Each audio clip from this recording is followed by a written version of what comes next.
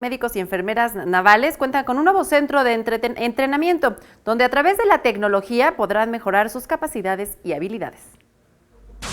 Con tecnología de vanguardia, instalaciones de primer nivel y profesores especializados con las mejores prácticas en los temas de salud, es como se preparan 640 cadetes de las carreras de medicina y enfermería en el nuevo Centro de Estudios Navales en Ciencias de la Salud de la Marina Armada de México.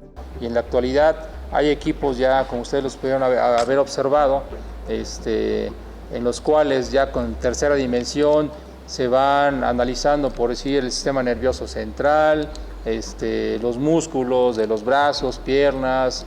Con el objetivo de que los estudiantes tengan el mejor aprendizaje y cuando inicien sus prácticas profesionales ya puedan tener experiencia, practican bajo diversas situaciones de emergencia con diferentes escenarios utilizando humanoides.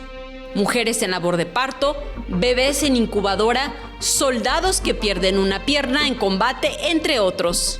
Ahorita pues ya contamos con tecnología, con simuladores en partes que nos permiten facilitar todos estos procedimientos, como ustedes vieron, la inyección intramuscular en los glúteos, que son prácticamente igual a un glúteo normal.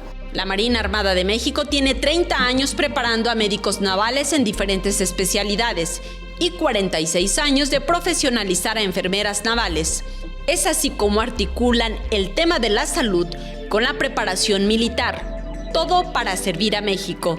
Si usted está interesado en conocer más sobre este centro, puede ingresar a la página www.go.mx/CEMAR.